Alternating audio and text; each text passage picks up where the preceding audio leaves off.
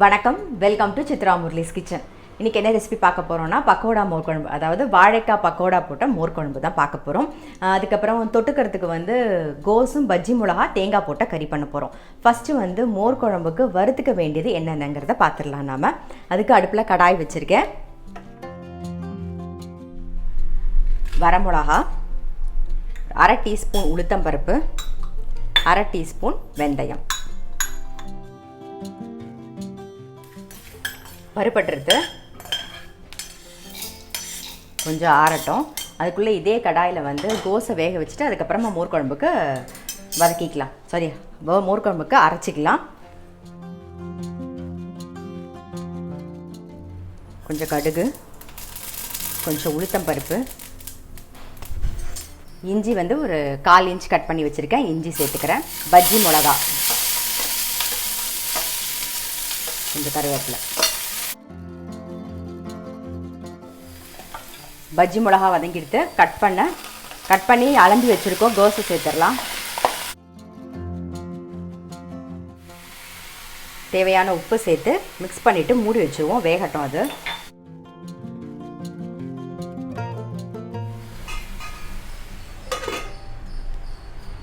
அதுக்குள்ளே மோர் குழம்புக்கு அரைச்சிக்கணும். நம்ம வந்து உளுத்தம்பருப்பு, வெந்தயம், வரமிளகா வறுத்துன்ட்டோம்.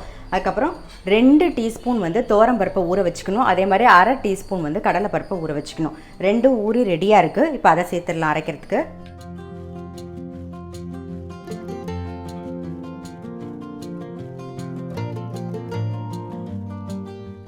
சீரகம், அப்புறம் தேங்காய் ஒரு 1/2 கப்பு சேர்த்து அரைச்சி எடுத்துகிட்டு வந்துடலாம்.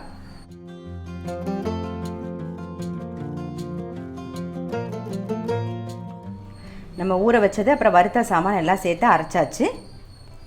இப்போது தயிர் வந்து ஒரு 3 கரண்டி தயிர் விட்டுருக்கேன். இதை வந்து கடைஞ்சிக்கலாம். கொஞ்சம் மஞ்சப்பொடி, அப்புறம் உப்பு, கொஞ்சம் பெருங்காயம்,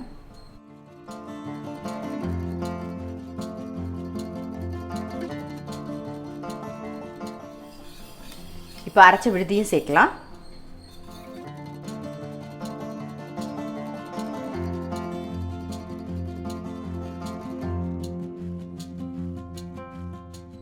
தண்ணி விட்டுக்கலாம்.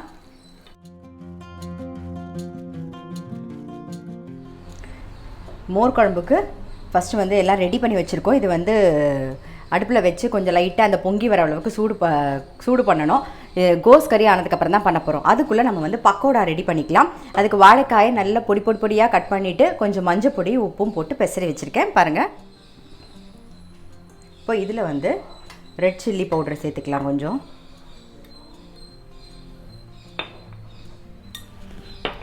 அப்புறம் கொஞ்சம் கருவேப்பிலை, இஞ்சி, பச்சை மிளகா, கொஞ்சோண்டு கொத்தமல்லி. இது கூட ஃபஸ்ட்டு இதை நல்லா மிக்ஸ் பண்ணிவிட்டு கடலை மாவு ஒரு கப்பு, கடலை மாவு, அரிசி மாவு ஒரு கப்,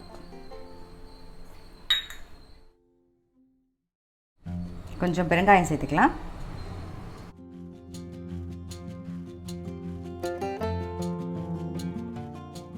இப்போ இந்த பக்கம் எண்ணெய் காயட்டும். அதுக்குள்ளே நம்ம வந்து கோஸ் வெந்துடுதான்னு பார்க்கலாம். கோஸ் வந்து இன்னும் 2 நிமிஷம் அப்படியே விட்டுருவோம், வேகட்டும்.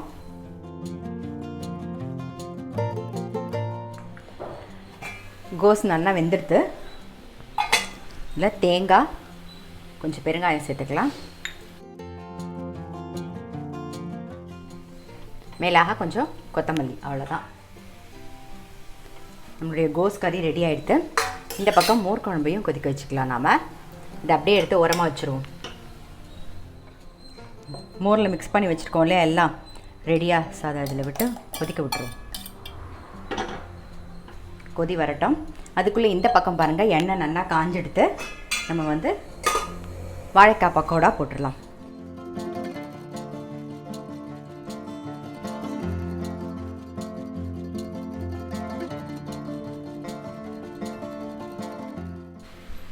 இந்த வாழைக்காய் பக்கோடா வந்து நீங்கள் பண்ணிவிட்டு அப்படியே தொட்டுண்டும் சாப்பிட்லாம், கிறிஸ்பாக இருக்கும். அப்படி இல்லைன்னா நீங்கள் மோர் குழம்புல போட்டும் சாப்பிட்லாம், அது உங்களுடைய விருப்பம். பட் இதுக்கு மோர் குழம்பு பண்ணும்போது அதுக்கு நீங்கள் காய் தனியாக ஏதாவது போட வேண்டியிருக்கும். இதில் பக்கோடா போட்டு மோர் குழம்பு பண்ணும்போது ரொம்பவே நல்லாயிருக்கும், டேஸ்ட்டாக இருக்கும், கொஞ்சம் வித்தியாசமாகவும் இருக்கும்.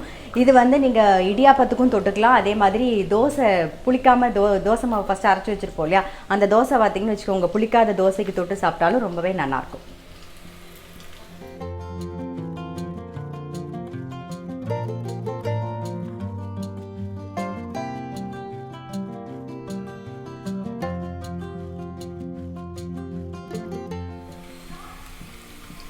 இந்த மாதிரி நல்லா கோல்டன் கலரில் வரணும்.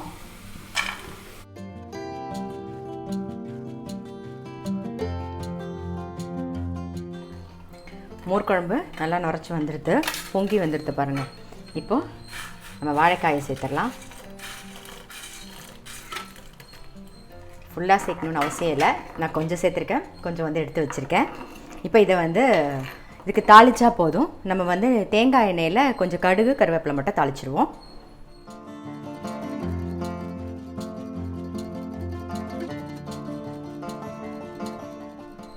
தேங்காய் எண்ணெய் 1 ஸ்பூன், கொஞ்சம் கடுகு, கொஞ்சமாக சீரகம்,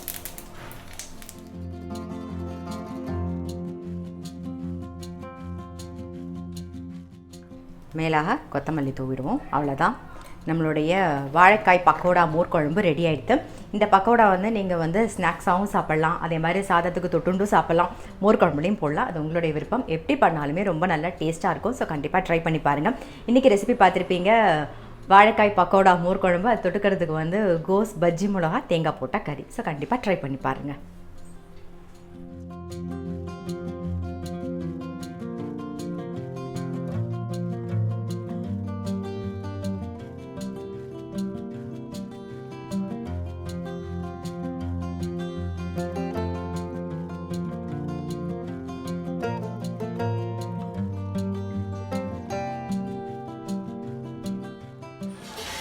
இன்றைக்கி காலையில் சமையல் பார்த்துருப்பீங்க. இன்றைக்கி மழை இல்லை, கொஞ்சம் வெயில் அடிக்குதா. ஸோ எனக்கு வந்து பாத்திரம் வாங்க வேண்டியிருந்தது, நேத்ரா ப்ராடக்ட் தான் வாங்க வந்திருக்கேன். குக்கர் அது மாதிரிலாம் வாங்க வேண்டியிருக்கு, அதுக்கு தான் வந்திருக்கேன். நம்ம கூட வந்து மிஸ்டர் ஜலீல் இருக்கார். இப்போ வந்து இந்த ப்ராடக்ட் ரொம்பவே நல்லா இருக்கும் சார். இதோட குக்கர் எல்லாம் வேற ஏதாவது புதுசாக வந்திருக்காங்கிறதையும் சொல்லுங்கள். புதுசாக ஃபர்ஸ்ட் ஆஃப் ஆல் நேத்ரா வந்து it is from Sivanesan company. Okay, அது கூட வந்து கம்ப்ளீட் ரேஞ்ச் ஆஃப் ப்ராடக்ட்ஸ் இருக்குது. இதில் வந்து ப்ரெஷர் குக்கர் இருக்குது, மிக்சி இருக்குது, அண்ட் கம்ப்ளீட் குக்வேர் இதில் 1 by 1 வந்துட்டு இருக்கு. இது இல்லாமல் எங்களுக்கு ஸ்ரீனிக்கான ஒரு பிராண்ட் உங்களுக்கு தெரிஞ்சிருக்கும், அயன் குக்வேர்லாம். அதே இதில் கேஸ்ட் அயன் ரேஞ்சும் கம்ப்ளீட்டாக 1 வீக்ல நாங்கள் லான்ச் பண்ணுறோம். So you will have that product very சூன்.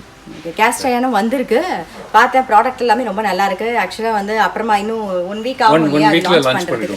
அது தவிர சார் ஒரு நல்ல ட்ரைப்ளைல வந்து ட்ரைப்ளைல ப்ரீமியர்லேயே நமக்கு இப்போ லான்ச் பண்ணியிருக்கோம். கிட்டத்தட்ட ஒரு 2 வீக்ஸ் ஆச்சு. அது நல்ல ரெஸ்பான்ஸ் நல்லா இருக்கு, ப்ராடக்ட் ரொம்ப நல்லா இருக்கும். நீங்கள் just you can have a look at that. Okay, அதுவும் பார்த்துருவோம். நம்ம பார்த்துடலாம் சார். இது உங்களுக்கு சாஸ் பேன் இருக்கு, சாஸ் பேன்லேயே 2 சைஸஸ் இருக்கு, ப்ளஸ் 2 பேன் இருக்கு, ப்ளஸ் கடாய் இருக்கு. இந்த இதுதான் இப்போதைக்கு இன்ட்ரடியூஸ் பண்ணியிருக்கோம். Very shortly we are increasing the range also in this. இந்த ட்ரைப்ளை சீரீஸ் இதுதான் கம்ப்ளீட்டாக ஃபுல்லாக இருக்கிற சீரீஸ் எல்லாமே இது உங்களுக்கு உள்ளது. இந்த கடாயும் நல்லா திக்காக இருக்குது. கடாய் நல்லா திக்காக இருக்கும். நீங்கள் ஜஸ்ட் பாருங்க, தெரியும், நல்லா திக்காக இருக்குது, அடியும் பிடிக்காது.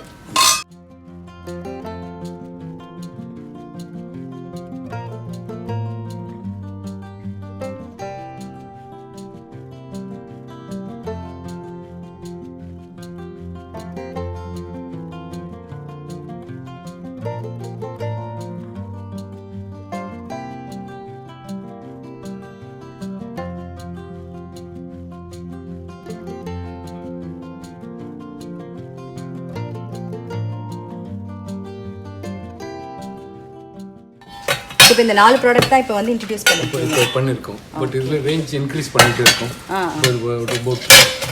Shortly will have other products also. Okay, நான் இந்த குக்கர் வந்து டிவி ஷோக்காக எடுக்கிறேன். பாருங்கள், 3 லிட்டர், நல்ல சௌரியமாக இருக்கும். இது வந்து ஹாட் அனடைஸ்ட் ப்ரெஷர் குக்கர். இதில் வந்து இப்போ வந்து 3 லிட்டர் அண்ட் 5 லிட்டர் இருக்குது. Plus we have a hot pot also in the same brand. Hot பாட்டும் இருக்குது. இதுலயே மிக்ஸி கூட இருக்கு இல்லையா? நேத்ரால மிக்ஸிங் இருக்கு. மிக்ஸி பேசிக் மாடல் இருக்கு. இதெல்லாம் தான் நான் எடுத்திருக்கேன். இது வந்து இந்த மூடி ரெண்டுத்துக்குமே யூஸ் பண்ணிக்கலாம் மேடம். பாருங்க, இதுக்கும் யூஸ் பண்ணிக்கலாம், அதுக்கும் யூஸ் பண்ணிக்கலாம். ஸோ கரண்டிலேருந்து குக்கர்லேருந்து எல்லாம் ரெடி ஆகிடுது.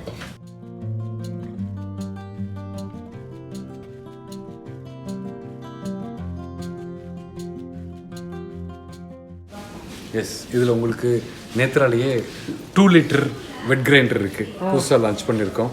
This is with coconut scraper attachment இதில் இருக்குது. அட்டாச்மெண்ட் இருக்குது.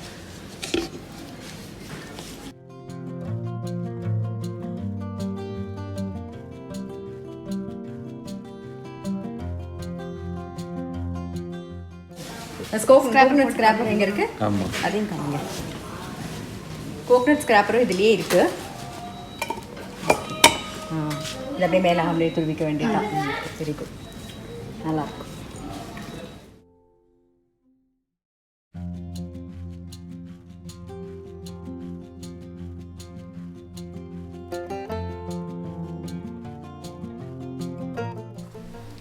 காலையில் வந்து மோர் குழம்பு பண்ணேன். ஸோ இடியாப்பத்துக்கு வந்து மோர் குழம்பு நல்லாயிருக்கும். அதனால் நான் இடியாப்பம் தான் பண்ண போகிறேன். 2 கப்பு மாவு எடுத்திருக்கேன். 3 கப்பு தண்ணியை கொதிக்க வச்சுருக்கேன். அதுலேயே உப்பு கொஞ்சம் எண்ணெயும் விட்டுருக்கேன். நல்லா கொதிச்செடுத்து மாவு பிசைஞ்சிக்கலாம் ஃபஸ்ட்டு.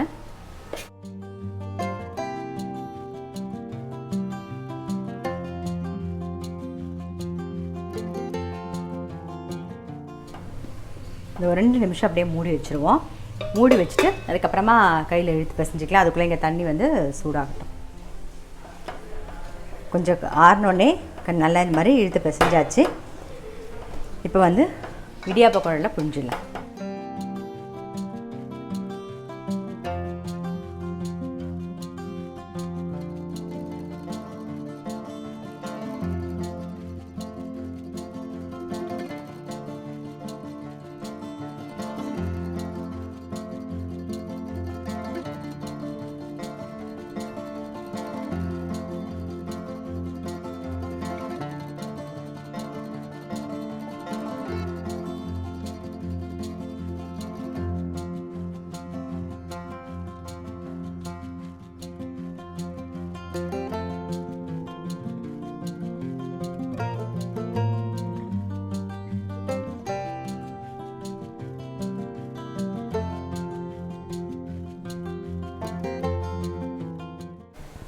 வேகிற வரைக்கும் வெயிட் பண்ணலாம்.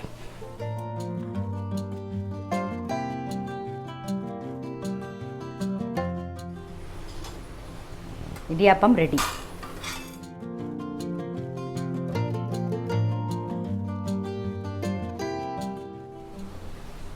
இடியாப்பம் ரெடி ஆகிடுது. ஸோ இதுக்கு தொட்டுக்கிறதுக்கு வந்து மோர் குழம்பு. இன்றைக்கி வீடியோ பார்த்துருப்பீங்க. கண்டிப்பாக உங்கள் எல்லாருக்குமே ரொம்ப பிடிச்சிருக்கும். வாழைக்காய் பக்கோடா போட்டு மோர் குழம்பு பண்ணலைன்னா ட்ரை பண்ணி பாருங்கள். இந்த வாழைக்காய் பக்கோடா நீங்கள் ஸ்நாக்ஸாகவும் யூஸ் பண்ணிக்கலாம், இல்லை தயிர் சாதம் அப்படி தொட்டுக்கிறதுக்கும் நீங்கள் யூஸ் பண்ணிக்கலாம். ஸோ எப்படி வேணாலும் பண்ணலாம். அதை கண்டிப்பாக வந்து ட்ரை பண்ணி பாருங்கள். நான் அடுத்த வீடியோவில் சந்திக்கிறேன்.